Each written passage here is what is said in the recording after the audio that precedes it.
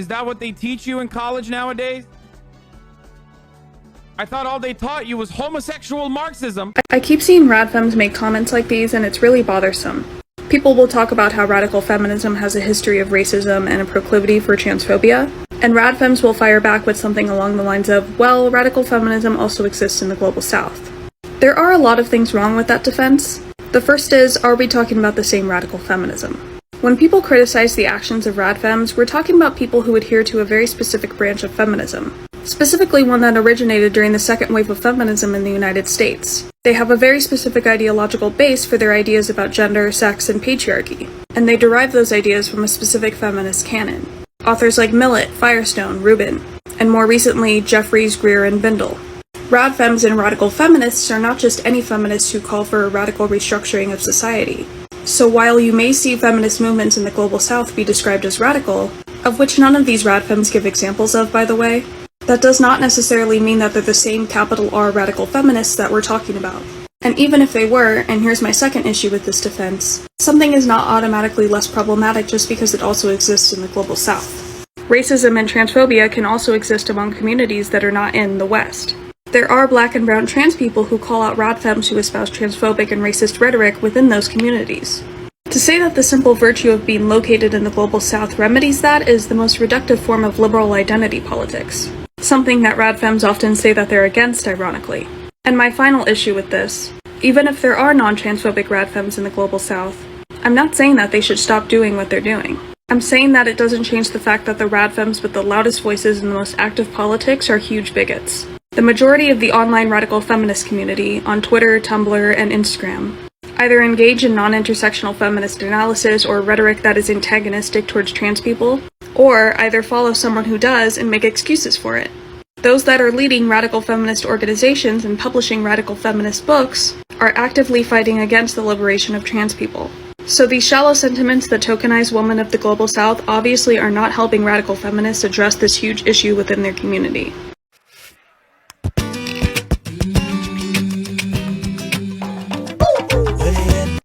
Hey everyone.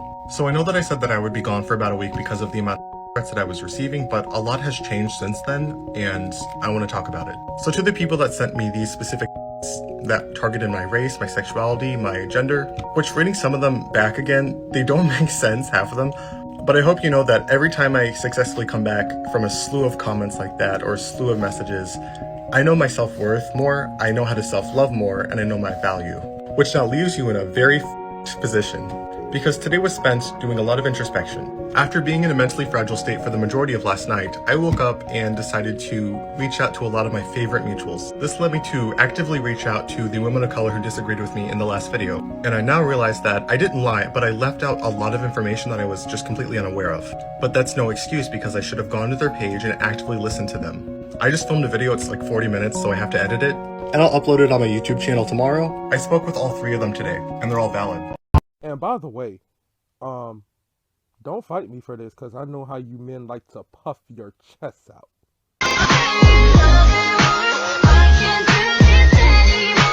I feel as though I'm gonna need to correct this narrative really quick. That is white feminism at its peak. White feminism brought you the TERFs, the mommy haters, and the leaving behind of tippers and sex workers in feminism. Peak white feminism, peak. Case in point, white feminist favorite stan, Susan B. Anthony, had the unmitigated, crusty, no-lip having ass gall to write a letter to Ida B. Wells Barnett and ask how she planned to see herself in this movement when now she's a wife and a mother. I know you fucking lying, but I'm not. I have a theory about this. Women have been forced to breed with white men since the dawn of fucking time. They did not like doing that shit. Feminism was their way out. So now they hate mommies.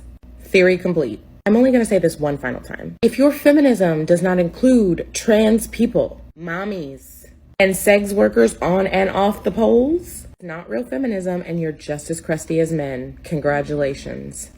Let's talk about choice feminism.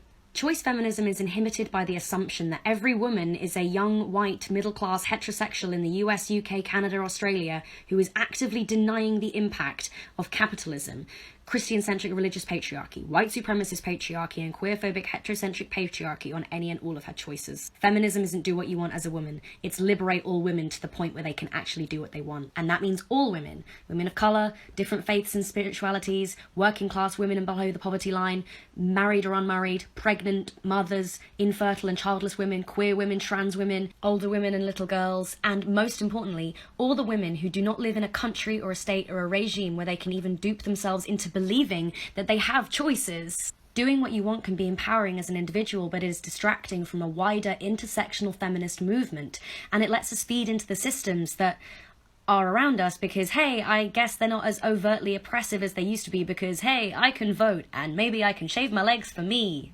Misogyny and the patriarchy are embedded into our culture at every corner.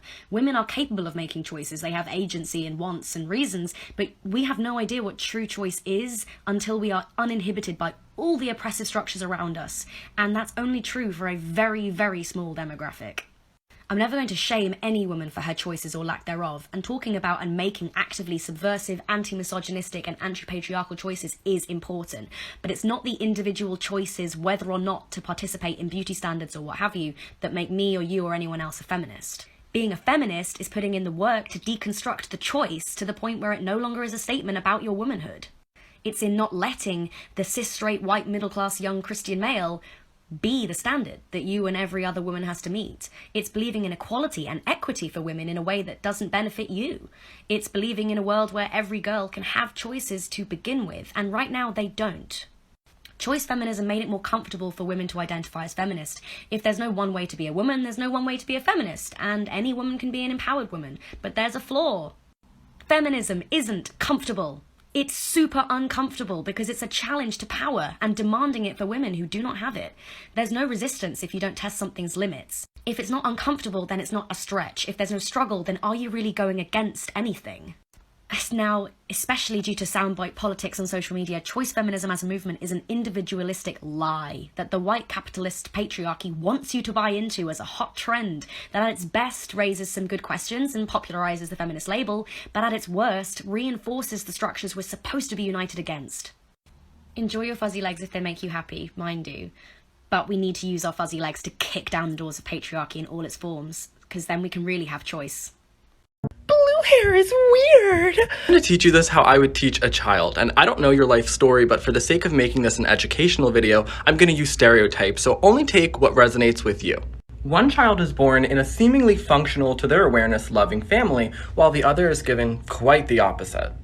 You can't choose that, you're born with it. So you're put out in this world and the majority of your peers are like you, and the majority of your teachers, parents, and authority are like you, and the majority of the media out there is showing people like you. So all of the kids that are not depicted by this media feel erased and different immediately from the time they are born, how they are born. You may feel too feminine as a boy, too masculine as a girl, like you're in the wrong body, like you don't think exactly neurotypically as everyone else, you're too thin, you're too thick, you're too dark, you're not dark enough. Kids like these immediately understand the struggle of not being accepted by the majority, and if it's not the peers doing it, keep in mind they have the same authority and media only depicting the majority of one type of person. So both the outcasts and the masses are going to ask the same question of how do I fit into society, and the majority of authority and media is going to be saying things like God is the answer, man marries women, girls are this way, boys this way. You have a set amount of rules that if you have no reason to question, you're not going to disagree with. But when this world has taught you it's not for people like you, you're gonna ask, why is it that way? And that brings us to, who is teaching us this? Oh, people born in this era or earlier. Who's making this stuff? People born in this era or earlier. Let me do my research on who taught them that stuff. A common flaw with human beings is that they accept societal norms that are only in place for a little bit over their lifetime because they never lived to see a reason to question it. When you are born in a world that's seemingly against you, you have reason to research why these traditions are in place, and you say, wow, if I happen to be born in the 1900s, pink was for boys and blue is for girls, and cheerleading is for boys and heels are for men, and the Bible was changed to be anti-gay. It's almost like what we are taught is unreliable and not inherently factual. And in the time this was being taught, nobody of the masses was disagreeing. Everyone's born in a box, but we weren't all born with default settings, so we learned that humans can express themselves however they want.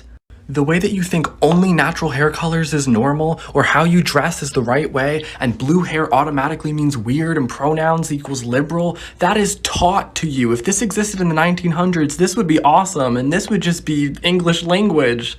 When you're wildly accepted by the masses, I see why you wouldn't want to step down. You're the top of the pyramid. But the reason that we dye our hair blue is because the only people who wildly accepted us were other people who weren't afraid of being different.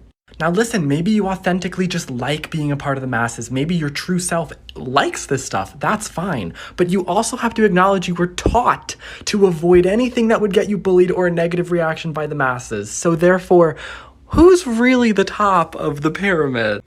I think it's time I started talking about intersectionality on my page. Or intersectional feminism, to be more specific. And what better way to do this than to talk about the objectification and sexualization of women based on their race? I'm about to show you a video that perfectly highlights what I'm talking about.